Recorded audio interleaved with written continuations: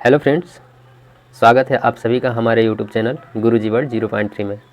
दोस्तों, आज BPSC special classes 4 है। आज हम प्रैक्टिस सेट 4 करा रहे हैं, ठीक है। तो अगर आप पिछला प्रैक्टिस सेट नहीं देखे हैं तो प्लीज़ उसको भी आप जा करके देख लीजिएगा। और ये जितने क्वेश्चंस हैं, क्वेश्चन इधर उधर के नहीं हैं, केवल क्वेश्चंस वे हैं जो बीपीएससी टीचर का जो एग्ज़ाम हुआ है TRE 1, 2, 3, उसी के जितने क्वेश्चंस बने हुए हैं सारे के सारे क्वेश्चंस रहेंगे, ठीक है। उनसे अलग कोई क्वेश्चंस नहीं है। तो शिद्दत के साथ देखिए और शिद्दत के साथ पढ़िए, मेहनत करते रहिए, इसका परिणाम आपको ज़रूर मिलेगा। देखिए क्वेश्चंस है, महात्मा गांधी और बिहार सम रेमिनेंस पुस्तक के लेखक कौन थे? तो इसका राइट आंसर है डॉक्टर राजेंद्र प्रसाद। अब क्वेश्चन के साथ साथ हम लोग इसकी व्याख्या भी करते हैं, ठीक है। तो महात्मा गांधी और बिहार सम रेमिनेंस पुस्तक के लेखक भारत के प्रथम राष्ट्रपति डॉक्टर राजेंद्र प्रसाद ने लिखी। याद रखिएगा, अगर राजेंद्र प्रसाद को पूछा जाए भारत के पहले राष्ट्रपति कौन थे तो डॉक्टर राजेंद्र प्रसाद थे। उनके द्वारा लिखी गई कुछ अन्य पुस्तकें भी हैं। कौन कौन सी हैं? बापू के कदमों में बापू, बाबू के कदमों में बाबू, और इंडिया डिवाइडेड, सत्याग्रह एट चंपारण आदि। ये जितने पुस्तकें लिखी हैं सारी की सारी डॉक्टर राजेंद्र प्रसाद द्वारा लिखी गई हैं। निम्नलिखित युग्मों में से कौन सा सही सुमेलित नहीं है? सही सुमेलित नहीं है, देखिए क्या है। क्या एडवोकेट ऑफ इंडिया दादा भाई नौरोजी की है, यंग इंडिया महात्मा गांधी की है, या इंडिया एक्सपेक्टेटर सुरेंद्रनाथ बनर्जी की है? तो इसका राइट आंसर है उपयुक्त में से एक से अधिक। आइए देखते हैं कौन कौन सी हैं। तो देखिए, advocate of India Durgadas Basu ji की है, और यंग इंडिया महात्मा गांधी जी की, और इंडियन एक्सपेक्टेटर BM मालाबारी की है, ठीक है। देखो दोस्त, यहाँ पे यंग इंडिया और न्यू इंडिया को लेकर बहुत कन्फ्यूजन पैदा होता है, ठीक है। तो इतना ज़रूर याद रखिएगा कि जो यंग इंडिया, नौजवान इंडिया की बात जो किए हैं वो महात्मा गांधी किए हैं, और जो न्यू इंडिया पुस्तक जो लिखी है वो है एनी बेसेंट, ठीक है। न्यू इंडिया किसने लिखा है? न्यू इंडिया एनी बेसेंट, ठीक है, एनी बेसेंट। तो आप लोग बहुत अच्छे से याद रखिएगा, कोई कन्फ्यूजन नहीं होना चाहिए, ठीक है।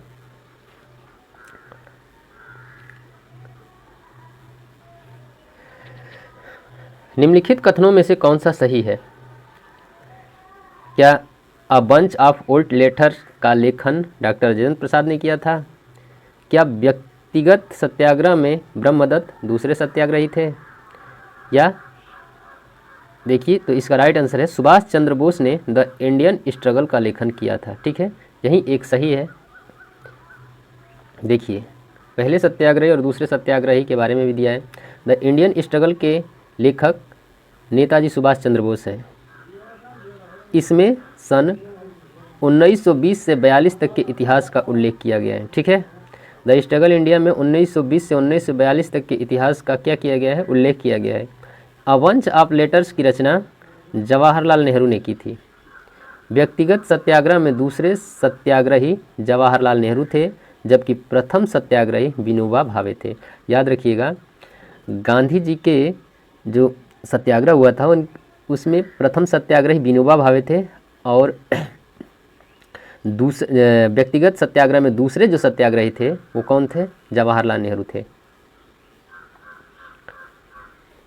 आर्य समाज की स्थापना किसने की? तो आर्य समाज की स्थापना स्वामी दयानंद सरस्वती ने की।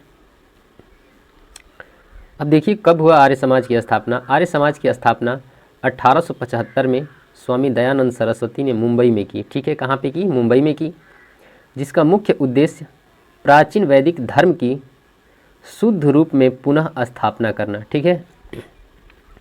देखिए, उद्देश्य भी पढ़ते चलिएगा बहुत अच्छे से, जो कुछ भी कंसेप्ट पढ़िएगा अच्छे से पढ़िएगा, क्योंकि कोई कन्फ्यूजन ना रह जाए, ठीक है।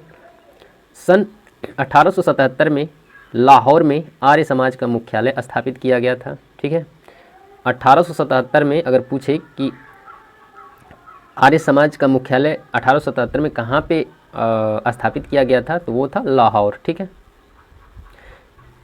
ये सारे के सारे इंपॉर्टेंट क्वेश्चन हैं जो कि बीपीएससी टीआरई 1, 2, 3 में आए हुए हैं। आप पेपर उठाइएगा, पेपर देखिएगा और पेपर रख लीजिएगा अपने आगे और एनालिसिस करते रहिएगा। ठीक है, भारत में सेल्फ रिस्पेक्ट मूवमेंट किसने प्रारंभ किया था? सेल्फ रिस्पेक्ट मूवमेंट किसने प्रारंभ किया था? तो इसका राइट आंसर है उपयुक्त में से कोई नहीं, इनमें से कोई नहीं है, तो है कौन? आइए हम लोग देखते हैं। सन 1925 ईस्वी में स्वामी नायकर द्वारा तमिलनाडु में आत्मसम्मान आंदोलन यानी कि सेल्फ रिस्पेक्ट मूवमेंट का शुरुआत किया गया था। ठीक है, किसके द्वारा? स्वामी नायकर द्वारा तमिलनाडु में। इस आंदोलन का उद्देश्य ब्राह्मणवादी आधिपत्य को तोड़ने, समाज में पिछड़े वर्ग एवं महिलाओं के समान अधिकार के लिए आवाज़ उठाना था। सन 1873 में ज्योतिबा फुले ने सत्यशोधक समाज की क्या की? स्थापना की थी। ठीक है, तो याद रखिएगा, सत्यशोधक समाज की स्थापना किसने की? तो ज्योतिबा फुले। और कब की? तो 1873 ईस्वी में की।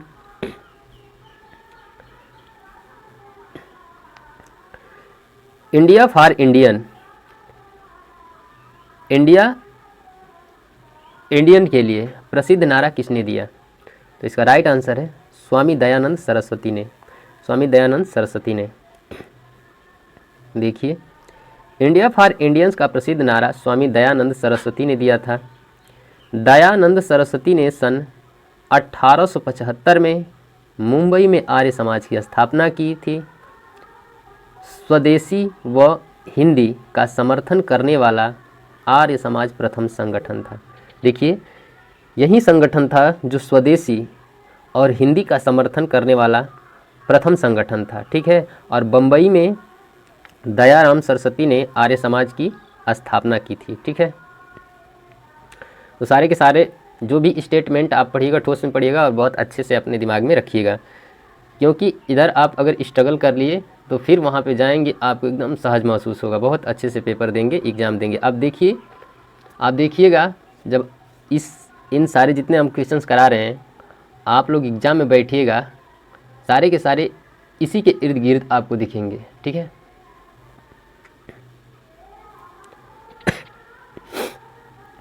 निम्नलिखित में से कौन सा कथन सत्य है? क्या राजा राम मोहन राय नवीन शिक्षा के अग्रणी थे? क्या स्वामी दयानंद सरस्वती भारत भारतीयों के लिए का नारा दिया था? विवेकानंद ने विश्व धर्म संसद में भाग लिया? तो इसका राइट आंसर है उपयुक्त में से एक से अधिक। ठीक है,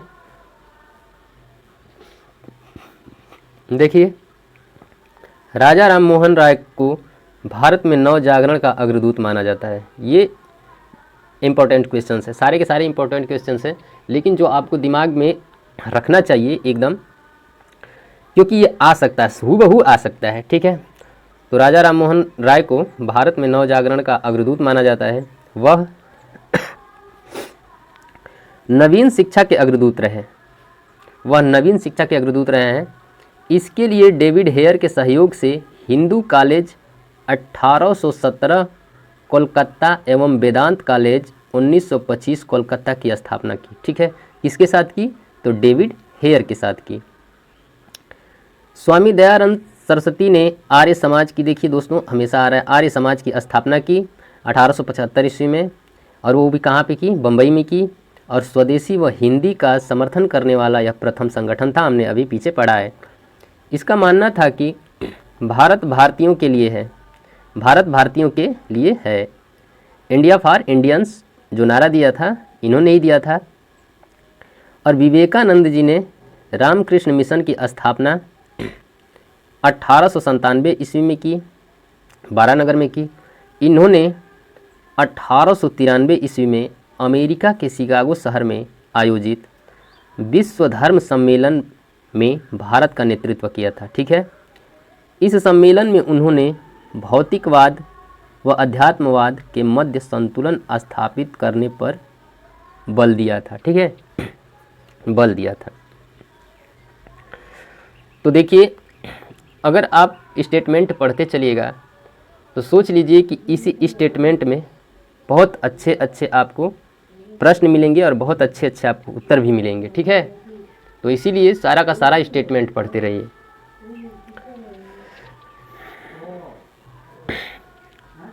पंजाब में कूका आंदोलन का प्रारंभिक उद्देश्य क्या था? पंजाब में कूका आंदोलन का प्रारंभिक उद्देश्य था दोस्तों, सिख धर्म को परिष्कृत करना। क्या करना? सिख धर्म को परिष्कृत करना। देखिए, पंजाब में कूका आंदोलन का प्रारंभिक उद्देश्य सिख धर्म को परिष्कृत करना था।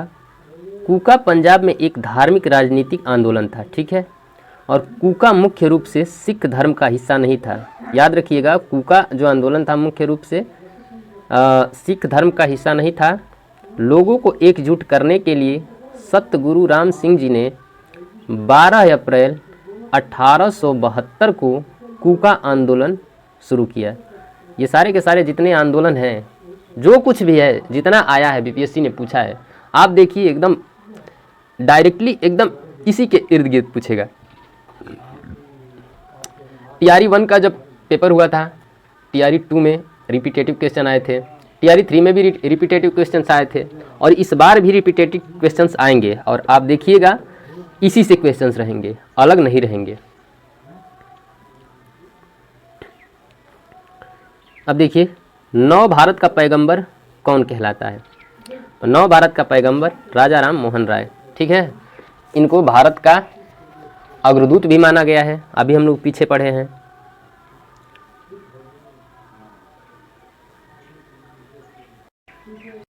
देखिए, नव भारत का पैगंबर राजा राम मोहन राय को कहा जाता है क्योंकि यह भारतीयों में राजनीतिक चेतना उत्पन्न करने वाले पहले व्यक्ति थे। ठीक है, भारतीयों में राजनीतिक चेतना उत्पन्न करने वाले पहले व्यक्ति थे। इन्होंने बहुत अच्छे अच्छे कार्य किए। इन्होंने विधवा जो सती प्रथा थी उसको ख़त्म किया है। बहुत अच्छा कार्य किए हैं। ये अंधविश्वास को बहुत ज़्यादा ख़त्म किए हैं। भारत समाज में इनका अहम योगदान रहा है। इन्होंने उद्देश्यों की पूर्ति करने के लिए 1828 में इन्होंने ब्रह्म समाज तथा उनके अनुयायियों द्वारा 1836 में बंग भाषा प्रकाश सभा नामक संस्थाओं की स्थापना की थी। बहुत से अच्छे अच्छे कार्य किए हैं दोस्तों, इनको बहुत अच्छे से पढ़ के जाइएगा। राजा राम मोहन राय से अभी तक ऐसा कोई टीआरई 1 हो, टीआरई 2 हो, टीआरई 3 हो, ऐसा कोई टीआरई नहीं गया है जिसमें इनके द्वारा क्वेश्चंस नहीं पूछे गए हैं। बहुत अच्छे अच्छे इनसे क्वेश्चंस आया है। ठीक है, तो इनको बहुत अच्छे से पढ़िएगा। जो धार्मिक, नैतिक, सामाजिक एवं राजनीतिक प्रश्नों पर वाद विवाद करते थे। ठीक है, ऑल इंडिया किसान सभा के पहले अधिवेशन में कौन अध्यक्ष थे? तो याद रखिएगा, सहजानंद सरस्वती जो थे, ऑल इंडिया किसान सभा के पहले अधिवेशन में ये अध्यक्ष थे। देखिए, 1936 में कांग्रेस के लखनऊ अधिवेशन में अखिल भारतीय किसान सभा का गठन किया गया।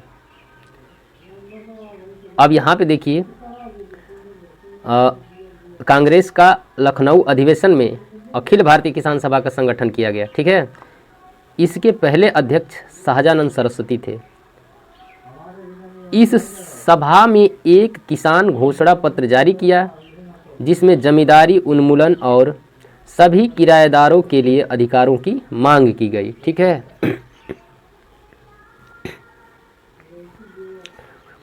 चंपारण आंदोलन के जन आंदोलन की प्रक्रिया में ब्रिटिश सरकार के मुद्दे के समाधान के लिए कौन सा कदम उठाया गया है?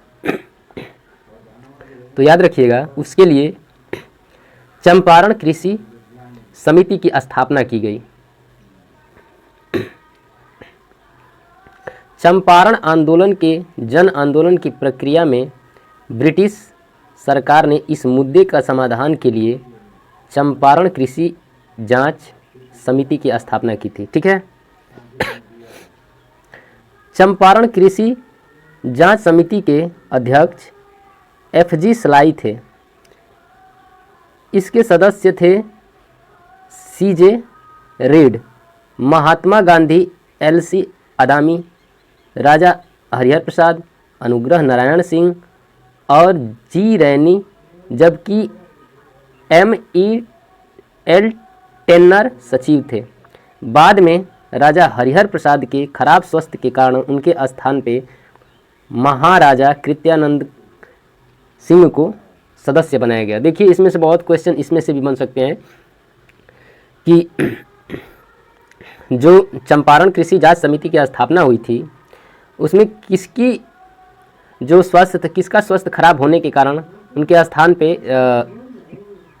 किसको सदस्य बनाया गया। तो याद रखिएगा कृत्यानंद सिंह को सदस्य बनाया गया। ठीक है, थोड़ा आपको बोरिंग महसूस हो रहा होगा, ऐसी बात नहीं है, लेकिन ये वास्तविक है दोस्त, क्योंकि ऐसे ऐसे क्वेश्चंस पूछे गए हैं BPSC में। अब आप चाहते हैं कि वो जो पहले वाला रसगुल्ला मिलता था 2 + 2 = 4, वैसा क्वेश्चन नहीं आ रहा है अब दोस्तों। अब तो आएगा, अब तो आपको जम के पढ़ना पड़ेगा। ठीक है,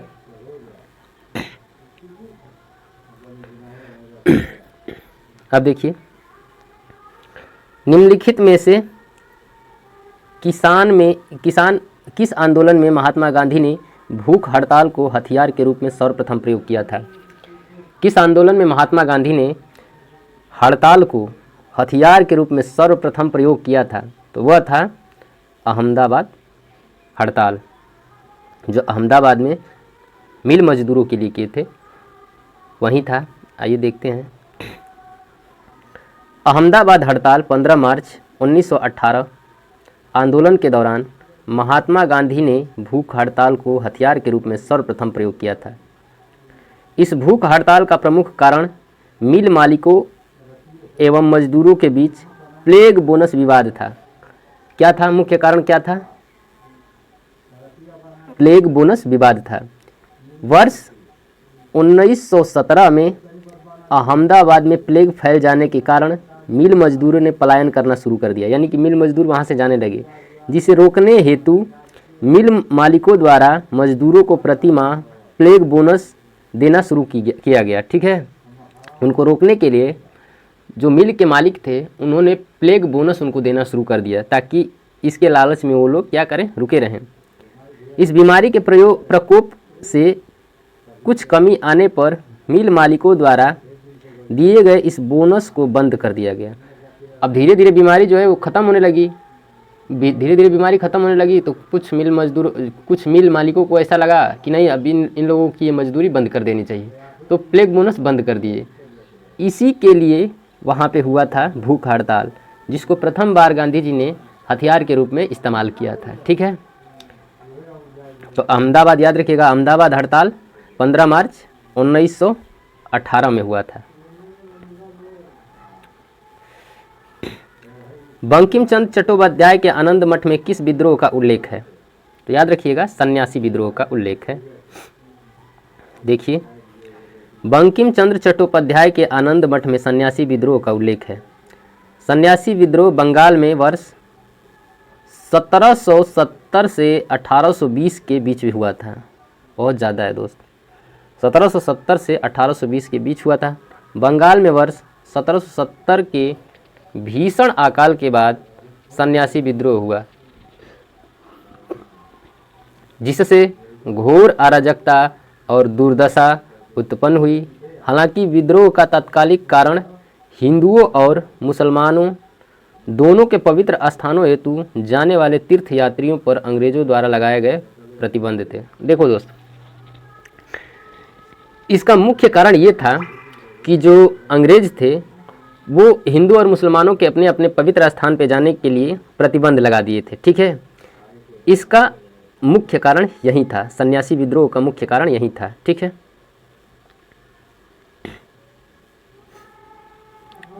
देखिए गांधी